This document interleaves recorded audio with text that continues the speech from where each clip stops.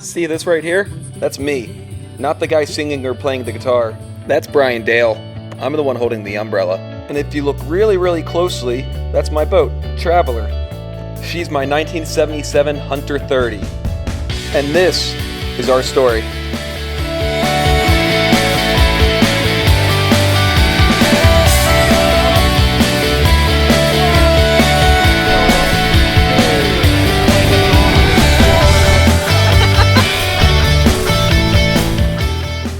Life is the party, and this is PartyOnTraveler.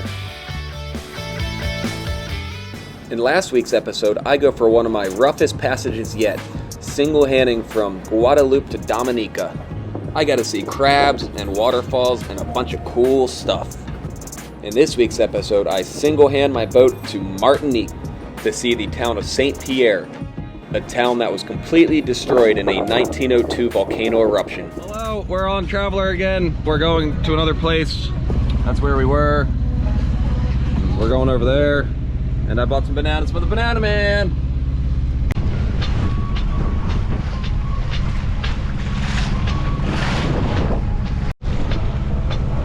I got smoked. Okay, now we're over at this part of the island. Now we're gonna go anchor over there, behind the bananas. Okay, now I'm at this anchorage, but none of my friends are here, so I have to wait on them. So I'm gonna do some things, like little projects and things while I'm waiting on my friends to get here. They're way over there somewhere. Champkana's here!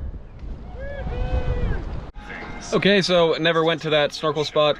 Just the day kinda went by a little quick, and then by the time it was time to relaunch my tender, I decided not to go. Friends on Champagne did, and they said the whole reason we were going to go snorkel at this one snorkel spot was because there are sulfur bubbles coming out of the ground. So they said that the bubbles must have been turned off. There were no bubbles. Last sunset in Dominica, grilling up some chicken thighs. Morning. We're leaving this place. We're going that way. We're going to Martinique, and then we're gonna do fun things over there. Maybe I'll record some fun things this time. Yay. All right, we are heading to Martinique. Just past the south side of Dominica, and we're sailing about 4 knots with just a reefed main. So conditions are nothing like the Exumas, but probably 4 to 6 is rolling in with say 15 to 18 knots of wind, gusts up to around 20. We're busting, always busting. Got one reef in the main. The jib is probably 30% out, 40% out. Holding 5.5 knots. Got up to 6.5, which is close to haul speed. So we're busting fast now. Just took my first wave ever into the cockpit. All this stuff's all wet now.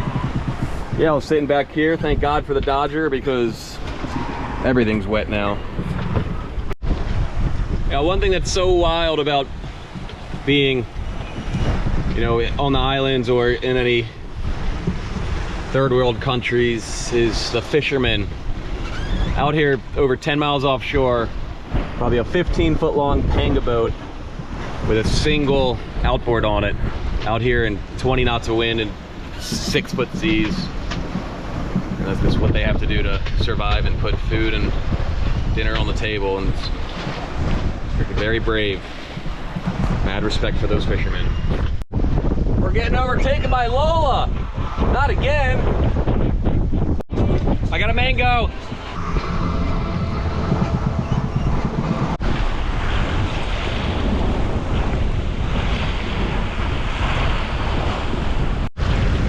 The bird's going after my cedar plug. Hey! No, bird, no!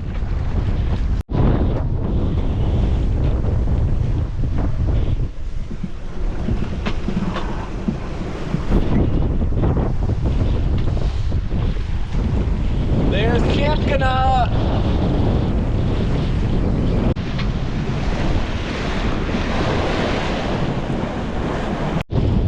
There's Martinique! And there's Champkana are trying to pass me. You guys can't pass me. Slow down. Well, Shempkina overtook me. Pulling into the anchorage now. Nick's already here. He overtook me like 3 hours ago. He was sailing at 9 knots on his 50-foot boat, Lola. So, Traveler comes in last place again.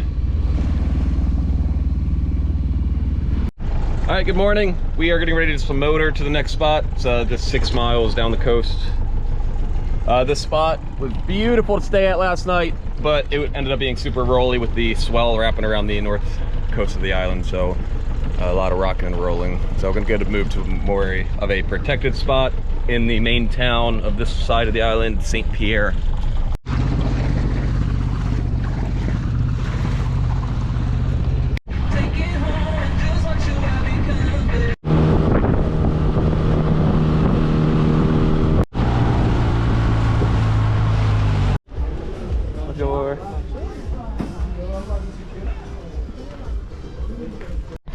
I shot a lionfish for dinner, so I'm gonna chop off all the little pointers and eat some lionfish. All right, just chopped off all its spines. Now time to give it a fillet. Shempkina's here.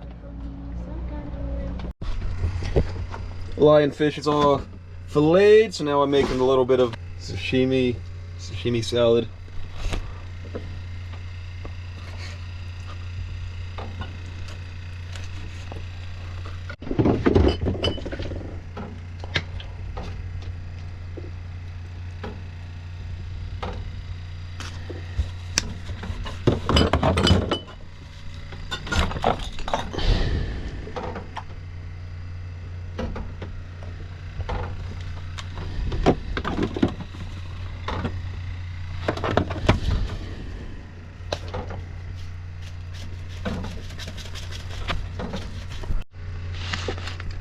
Bone apple teeth.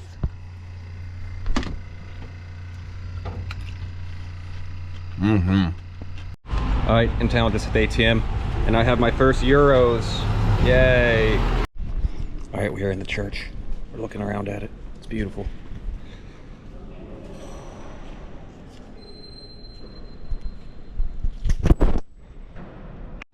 Okay, we just went to the church. Now we're going to the spooky graveyard. You just hang out all day. That's the best quality carpet. It's always cool. Or you just get asked to leave. Well, she's right on. Wait, it smells nice. So this is the mass grave from the volcano eruption of 1902. It was actually handy because the volcano created a crater where everyone could be buried. It's a beautiful process. Cycle of life. Okay, I don't think it's a graveyard. I think it's an old plantation house. These must be the fields.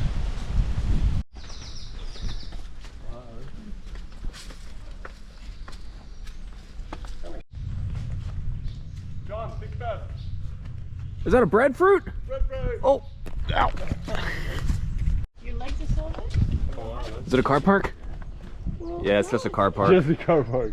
All right, we got our little snack. What do you got there, Zach? Got a little ice cream? Magnum bar. Magnum bar. There's Traveler way over there.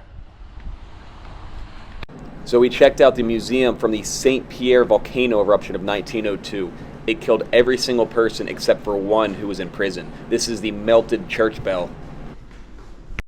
These are all melted artifacts. They even had fossilized spaghetti noodles.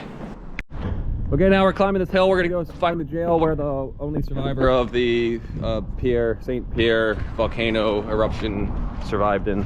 Okay. Bye.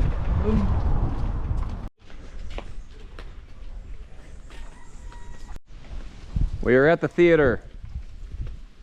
Okay, now we're following this blue line. We don't know where it's going to take us, but we're just gonna follow it until something happens. Okay, it's the same day as the museum, and I moved the boat again. So now I'm gonna go anchor right there. And then we're gonna go for a snorkel and try to shoot some dinner.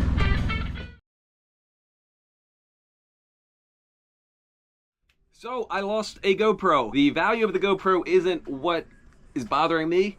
It is what was on that GoPro. I had 2.5 islands worth of the Caribbean solo sailing on that GoPro.